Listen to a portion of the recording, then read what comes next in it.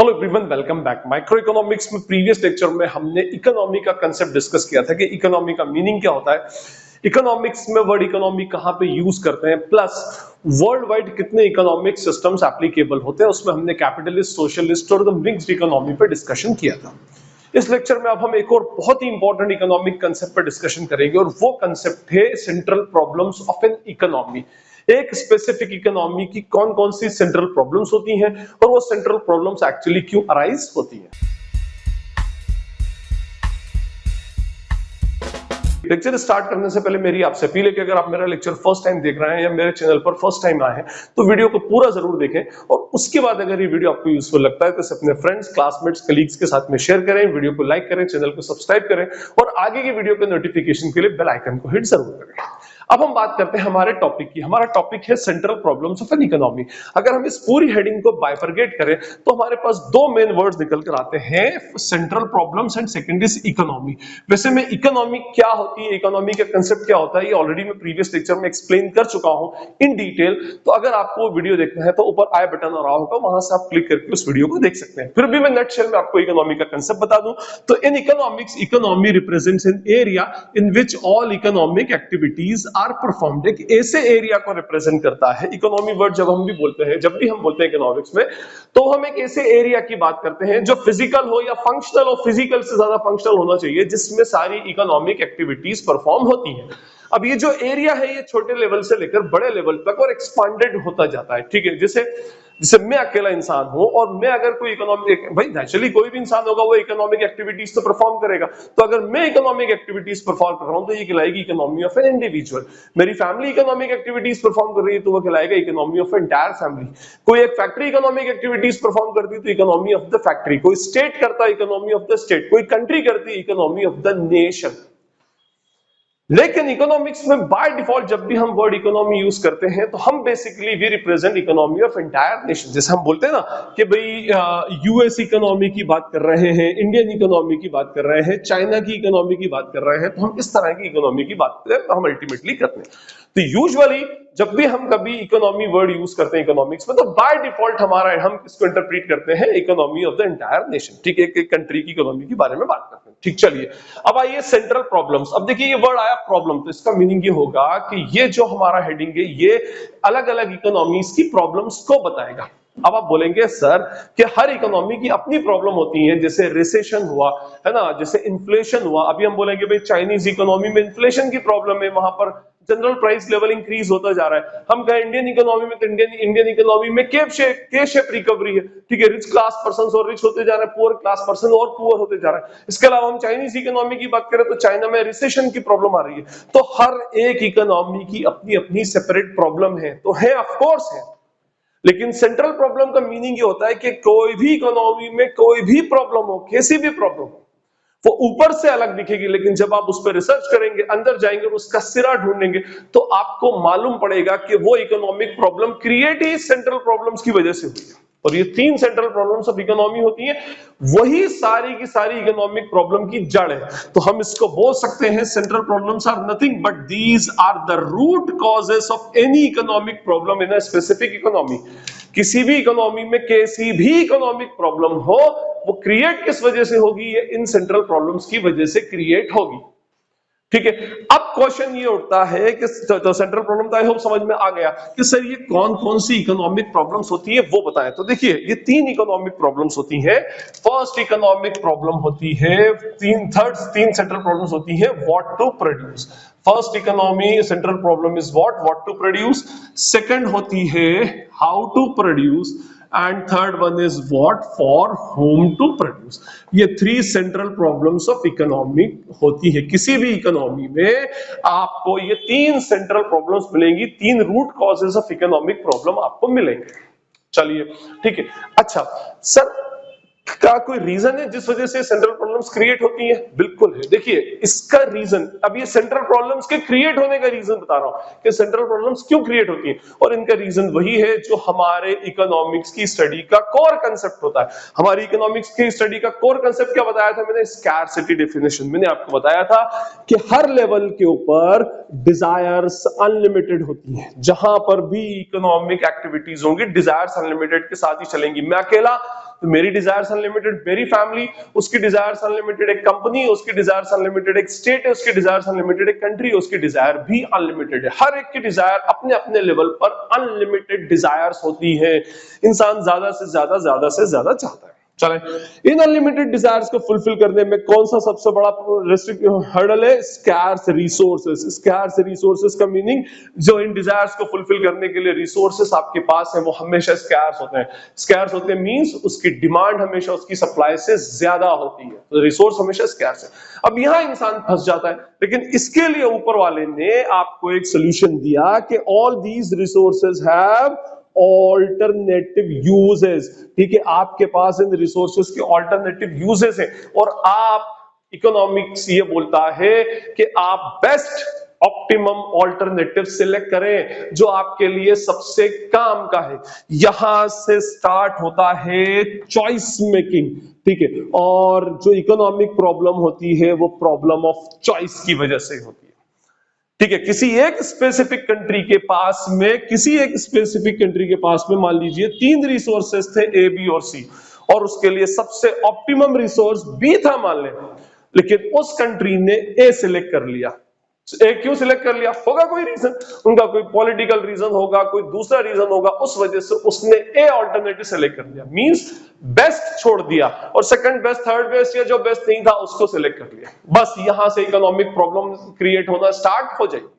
ठीक है, उसको सी सिलेक्ट करना था, ए और बी में से कोई सा एक सिलेक्ट कर लिया। ठीक है, तो कहने का मीनिंग ये होता है कि जब भी हमारे पास ऑल्टरनेटिव यूजेस होते हैं, ऑल्टरनेटिव यूजेस ऑफ रिसोर्सेस, तो हमें बेस्ट या ऑप्टिमम रिसोर्स ढूंढना पड़ता है, और अगर हमने बेस्ट को छोड़कर कोई और यूज कर लिया तो नेचुरली वहां से हमारी इकोनॉमिक प्रॉब्लम्स क्रिएट होने लगती है। ठीक है, तो हमारी ये जो है 3 रीजंस हैं, ये जो हमारी इकोनॉमिक प्रॉब्लम्स को, सेंट्रल प्रॉब्लम्स ऑफ इकोनॉमी को इमर्ज करते हैं, means reasons of emergence of economic central problems of an economy.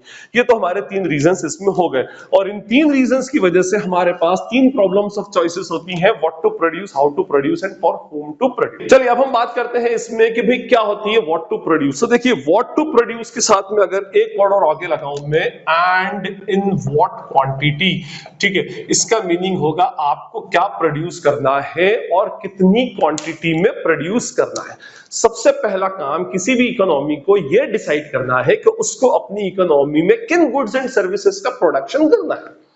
पहले आप अपनी इकोनॉमी की कंडीशन देखिए, और उसके बाद ये सबसे पहला डिसीजन ये ले कि आपको कौन सी गुड्स एंड सर्विसेज प्रोड्यूस करना है। जैसे मैं एग्जांपल लेता हूं कि आपकी इकोनॉमी है, तो आप एग्रीकल्चरल गुड्स ज्यादा प्रोड्यूस करेंगे या इंडस्ट्रियल गुड्स ज्यादा प्रोड्यूस करेंगे। ठीक है, कंज्यूमर गुड्स ज्यादा प्रोड्यूस करेंगे या डिफेंस आइटम ज्यादा प्रोड्यूस करेंगे। अब ओके, एग्रीकल्चरल गुड्स का मीनिंग हो गया, मींस आप एग्रीकल्चरल एक्टिविटीज के अंदर लगे हुए हैं और सिर्फ एग्रीकल्चरल गुड्स को प्रोड्यूस करने में ज्यादा लग गया, इंडस्ट्रियल गुड्स आप प्रोड्यूस नहीं कर रहे हैं। इंडस्ट्रियल गुड्स मींस आपकी इकोनॉमी में नई नई इंडस्ट्रीज सेटअप होती जा रही हैं, आपने इंडस्ट्रीज के ऊपर कंसंट्रेट किया, एग्रीकल्चर के ऊपर कंसंट्रेट नहीं किया।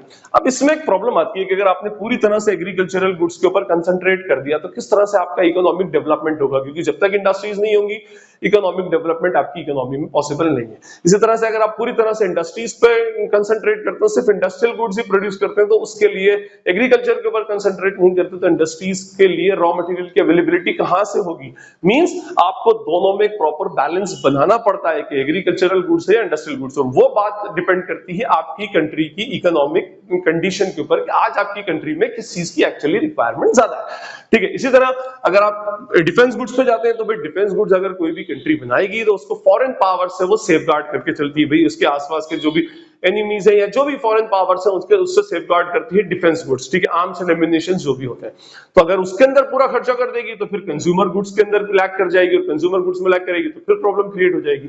पूरा कंज्यूमर गुड्स में लगा देंगे तो फिर फॉरेन पावर्स अपने आप को सेफगार्ड कैसे करेंगे। तो कहने का मीनिंग पहला क्वेश्चन किसी भी इकोनॉमी के सामने ये उठता है कि उस इकोनॉमी में, उस स्पेसिफिक इकोनॉमी को किस टाइप की गुड्स इकोनॉमी में प्रोड्यूस करना चाहिए। ठीक है, चलिए, तो इसका डिसीजन, ये पहला डिसीजन था, यहां पर आपको करेक्ट डिसीजन लेना पड़ता है। ठीक। उसके बाद इन व्हाट क्वांटिटी का मतलब होता है कि आपको ये भी देखना पड़ेगा कि गुड्स जो आप प्रोड्यूस कर रहे हैं वो कितनी प्रोड्यूस होना चाहिए। देखिए हमारे साथ में अक्सर ये प्रॉब्लम आती है एग्रीकल्चरल गुड्स के अंदर कि कभी-कभी ऐसा होता है कि कोई क्रॉप बहुत ज्यादा आ जाती है, इतनी ज्यादा आ जाती है कि फिर उसकी प्राइसेस नहीं मिलती फार्मर्स को। जैसे अनियन हुई, तो अनियन के साथ अक्सर ऐसा होता है कि भी किसी साल में अनियन बहुत आ जाती है, इतनी आ जाएगी कि फार्मर्स उसको जब बेचने जाते हैं तो उनकी क्रॉप की उनको प्राइस नहीं मिलती, मींस फ्रेट उससे ज्यादा लग जाता है जितनी उसका पूरे ट्रॉली का प्राइस होती है। तो वो फार्मर्स ऐसे ही उसको फेंक कर चले जाते हैं।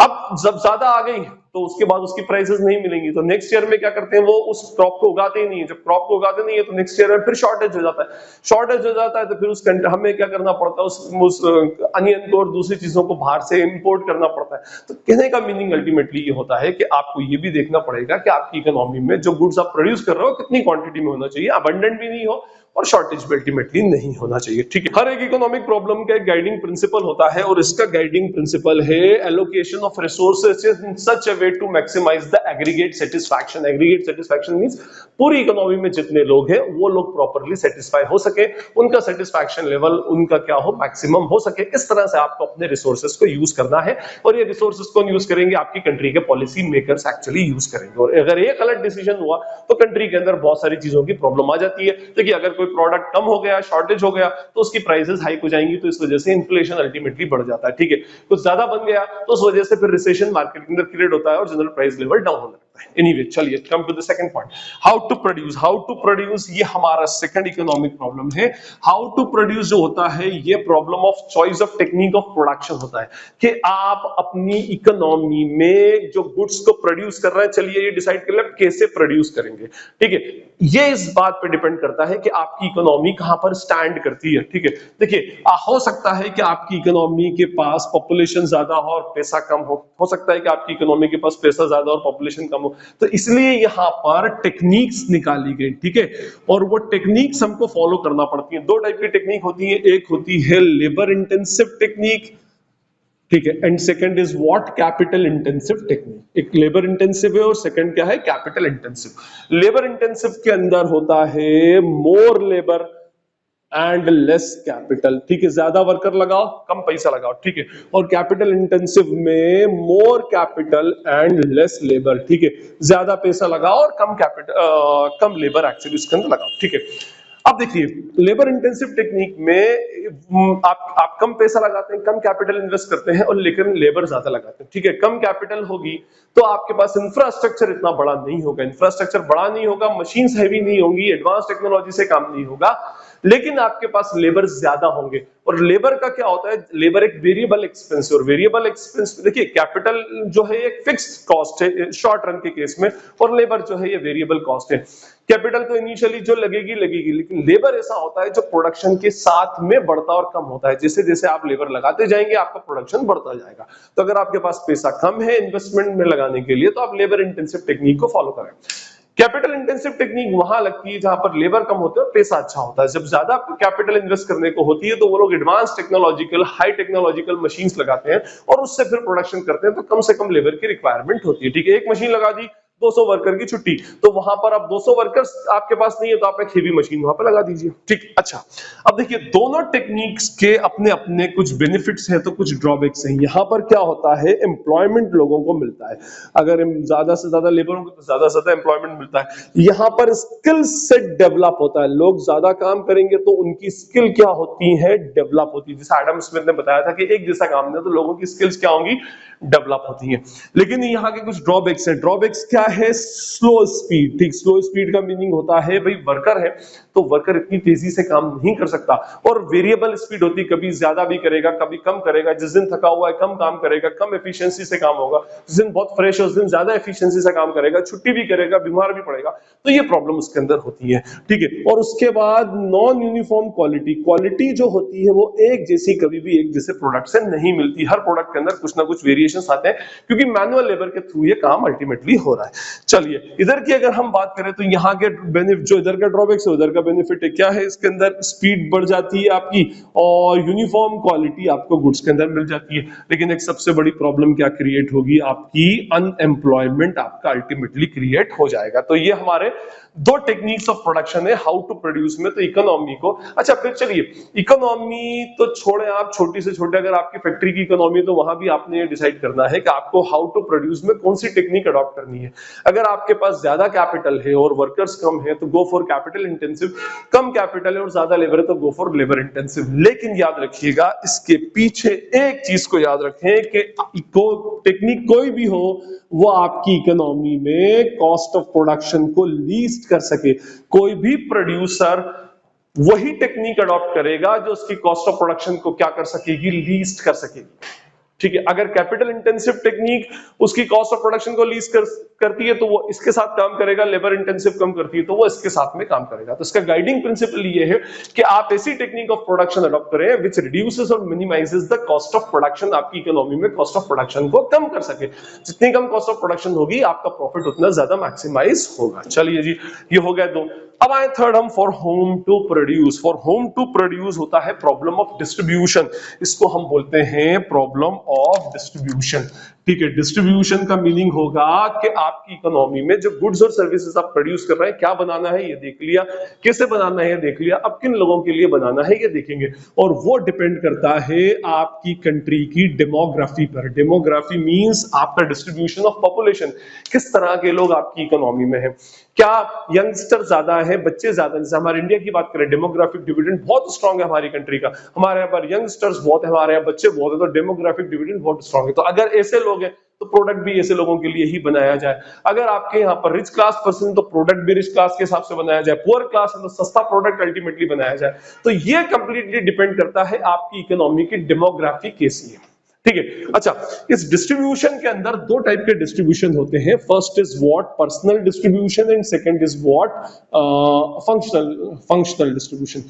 पर्सनल डिस्ट्रीब्यूशन में जो टोटल आपकी ग्रॉस डोमेस्टिक प्रोडक्ट है उसको नंबर ऑफ पीपल से, जो भी आपकी कंट्री के लोग हैं उससे डिवाइड कर दें तो आपका पर्सनल डिस्ट्रीब्यूशन आ जाएगा कि किसको कितना एक्चुअली मिला।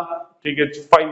उसके बाद फंक्शनल डिस्ट्रीब्यूशन के अंदर जैसा काम वैसा उसका डिस्ट्रीब्यूशन, और ये डिस्ट्रीब्यूशन डिपेंड कर, जिसको हम बोलते हैं ना फैक्टर्स ऑफ प्रोडक्शन के अकॉर्डिंग। जिससे लैंड ली उसको रेंट दिया, जिससे लेबर लिया उसको वेजेस दी, जिससे कैपिटल लिया उसको इंटरेस्ट एक्चुअली पे किया। तो ये हमारी problem of distribution for whom to produce, किन लोगों के लिए बेसिकली प्रोड्यूस किया जाए, उसका किस तरह से हमारी कंट्री की डेमोग्राफी में डिस्ट्रीब्यूशन अल्टीमेटली कर दिया जाए।